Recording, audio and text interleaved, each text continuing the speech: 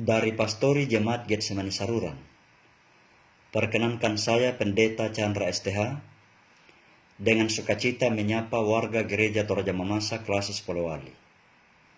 Salam dan salam sehat, salam hormat. Puji Tuhan, kita kembali dipertemukan melalui program pelayanan Klasis Polewali dalam program Inovasi Pelayanan di Masa Pandemi, yang dalam hal ini disajikan dalam bentuk renungan harian. Pada bulan Oktober ini, renungan harian Klasis Polewali berlangsung dalam sorotan topik menjalani kehidupan dalam iman Kristen. Dengan topik ini, saya mengajak kita merenungkan firman Tuhan dengan judul Firman adalah suluh jalan hidup, kekuatan menghadapi pencobaan. Sumber pembacaan firman Tuhan yaitu dari Injil Matius pasal 4 ayat 3-4. Sebelum membaca dan merenungkannya, mari kita berdoa. Allah Bapa di sorga, kami mengucap syukur atas kehidupan yang Engkau anugerahkan. Kami bersyukur karena Engkau menyertai kami dalam suka-duka hidup ini, secara khusus dalam situasi perjalanan masa pandemi sampai saat ini. Bapa di sorga, kami akan membaca dan merenungkan firman-Mu. Tolong kami dan Roh Kudus-Mu, tuntun kami, sehingga hamba-Mu boleh menyampaikan dan jemaat Tuhan boleh mendengarkannya, sesuai dengan kehendak-Mu semata-mata. Di dalam nama Tuhan Yesus, kami berdoa kepada Bapa di sorga. Amin. Firman Tuhan dari Injil Matius pasal 4 ayat 3-4 demikian. Lalu datanglah si pencoba itu dan berkata kepadanya, "Jika engkau anak Allah, perintahkanlah supaya batu-batu ini menjadi roti."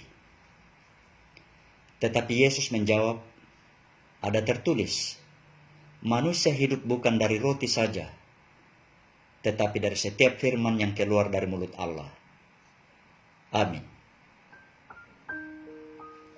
Saudara-saudara kekasih Tuhan, segala segi dalam hidup bagi setiap orang di semua umur, profesi apapun pada segala tempat dan waktu, pasti selalu dan tidak akan pernah terhindar dari apa yang disebut tantangan, masalah, pergumulan, dan pencobaan. Dampak atau resiko dari setiap tantangan umumnya berupa kemenangan, kekalahan, dan hikmah. Semua dampak itu sangat menentukan maju dan merosotnya kesanggupan dan kualitas seseorang atau suatu komunitas dalam menghadapi dinamika hidupnya. Dampak itu menentukan maju dan merosotnya dinamika proses terhadap sumber tantangan yang dihadapi. Namun demikian, setiap orang seringkali menempuh cara-cara yang berbeda dalam mengolah tantangan dan dampak masalahnya. Ada orang yang menerima dan memperlakukan kemenangannya dengan hikmah melalui sikap yang rendah hati dalam tolok ukur yang benar yang membuahkan kemajuan. Tetapi ada orang yang menerima dan memperlakukan kemenangannya dengan tanpa hikmah melalui sikap yang salah karena tolok ukurnya minim atau bahkan tidak sesuai, yang membuahkan kemerosotan. Dalam hal kekalahan, ada orang yang menerima dan memperlakukannya dengan hikmah melalui sikap yang sabar dan tegar karena tolok ukurnya benar, yang justru bisa menjadi tonggak atau cambuk dalam mencapai kemajuan yang bisa saja lebih hebat daripada sikap atas kemenangan. Tetapi ada orang yang menerima dan memperlakukan kekalahan tanpa hikmah, yaitu melalui sikap hati yang patah karena tolok ukurnya salah atau tidak sesuai, yang membuahkan kemerosotan keadaan fatal, dan kehancuran. Yang menjadi pertanyaan penting di sini ialah, dengan cara-cara apakah seorang Kristen atau komunitas Kristen memenangkan suatu tantangan atau masalah yang dihadapinya? Bagaimanakah cara yang benar dalam memperlakukan fakta kemenangan dan kekalahan atas suatu tantangan atau masalah? Saudara-saudara kekasih Tuhan, menurut bacaan Alkitab di atas, salah satu bentuk tantangan adalah disebut pencobaan. Pencobaan dialami oleh banyak tokoh dalam Alkitab seperti Nabi Ayub dalam Perjanjian Lama dan Yesus dalam Perjanjian Baru. Ayub dicobai iblis atas izin Tuhan sendiri untuk menguji kualitas keteguhan imannya dalam menghadapi penderitaan. Tetapi Yesus dicobai iblis adalah bagian dari rancangan Allah untuk menguji seperti apa ketuhanan Yesus di mata iblis dan manusia. Ketuhanan Yesus dicobai untuk membuktikan seberapa besar kuasanya dalam membuat mujizat, setaat apa saat dia berada dalam kesulitan, dan seteguh apa saat dia melihat godaan dari dunia ini. Ternyata kedua tokoh ini membuktikan kesanggupan dan kualitas dirinya saat menghadapi cobaan dalam dinamika hidupnya, sekalipun keduanya bergumul berat. Ayub membuktikan sikap imannya yang kuat saat menghadapi pencobaan, dan Yesus membuktikan ketuhanannya dengan menolak kehendak iblis melalui kekuatan kuasa firman-Nya. Pengalaman dari kedua tokoh ini mengajarkan kepada kita semua bahwa ujian atas kualitas iman itu bersumber dari Tuhan sendiri dengan memakai kuasa iblis merasuki keadaan suka dan duka hidup yang sedang dijalani manusia.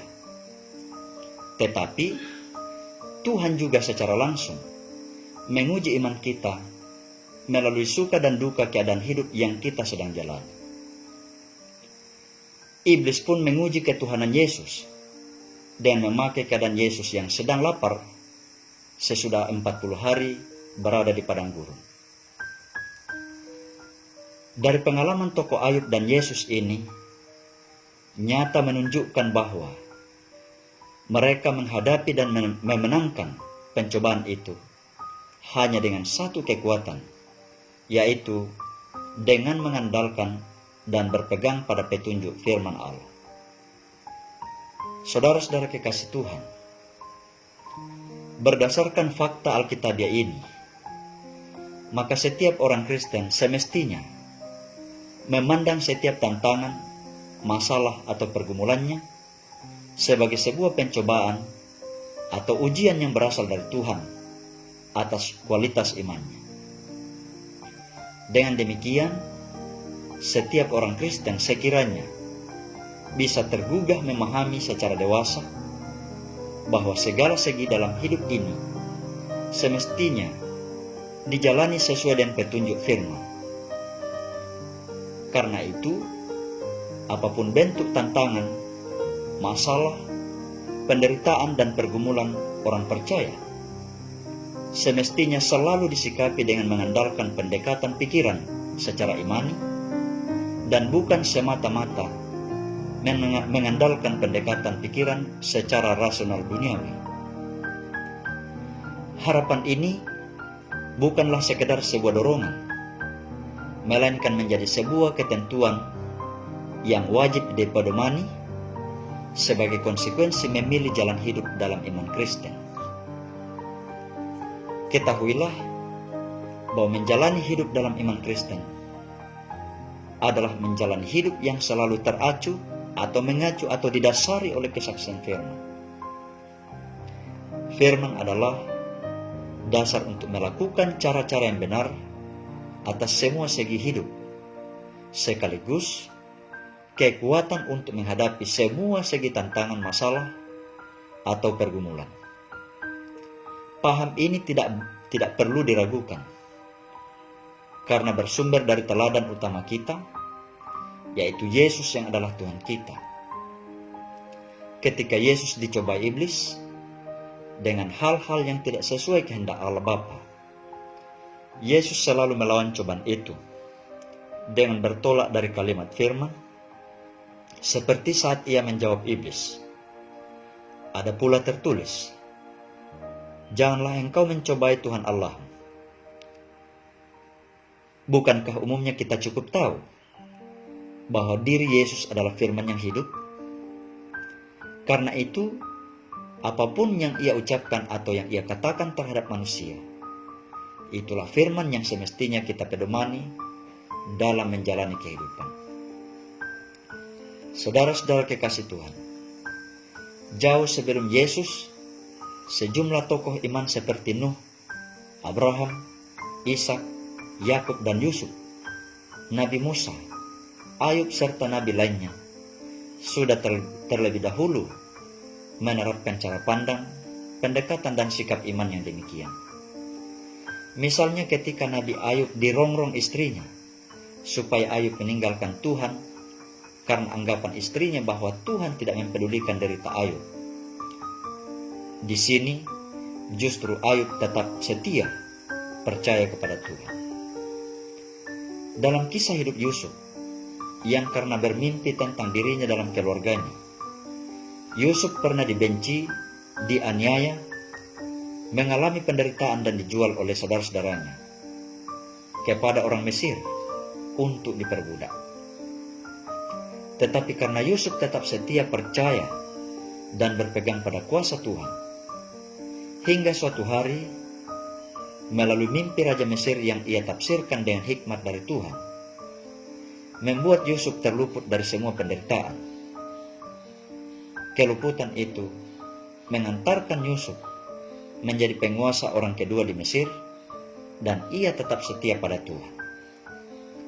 Suatu hari, juga karena keadaan hidup, ia ternyata harus bertemu kembali semua saudara-saudaranya yang pernah membenci dan menganiaya dirinya.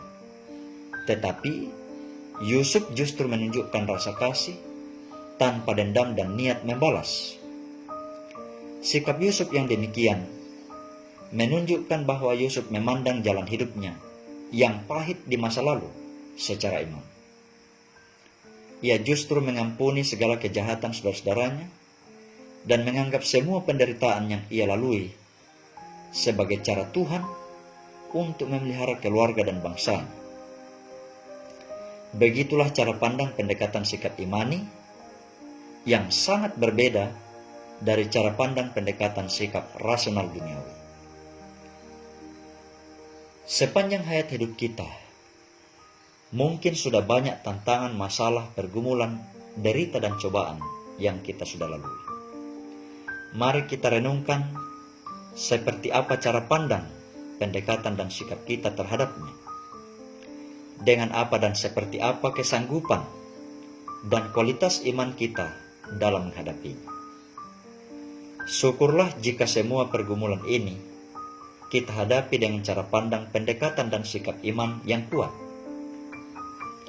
Jika tidak, marilah kita menyadarinya. Dalam tantangan, masalah, pergumulan apapun, tak terkecuali pergumulan dalam derita masa pandemi COVID-19 ini, kita harus yakin bahwa derita dalam pandemi dan penderitaan lainnya adalah alat yang dipakai Tuhan untuk menguji kualitas iman kita. Seberat apapun pergumulan, derita yang sudah dan yang akan terjadi dalam hidup kita, sebagaimana pengalaman iman Ayub, Yusuf dan tokoh lainnya, kita harus yakin bahwa Tuhan selalu hadir dan akan selalu menyertai, memelihara, dan melindungi hidup kita. Amin. Demikianlah renungan firman Tuhan dalam rangka menghadapi situasi masa pandemi COVID-19. Mari kita berdoa mengucap syukur. Allah Bapa di sorga, kami bersyukur kepadamu karena Engkau memperkenankan kami membaca, mendengarkan, dan merenungkan firman. Melalui firman hari ini kami diteguhkan dalam iman dan pengharapan untuk kami terus menjalani hidup ini sesuai dengan tuntunan firman, teristimewa dalam menghadapi setiap pergumulan, tantangan, persoalan, dan masalah kehidupan kami. Biarlah Tuhan firman akan menjadi kekuatan dalam menghadapi semuanya ini. Di dalam nama Tuhan Yesus, kami bersyukur kepada Bapa di sorga. Amin.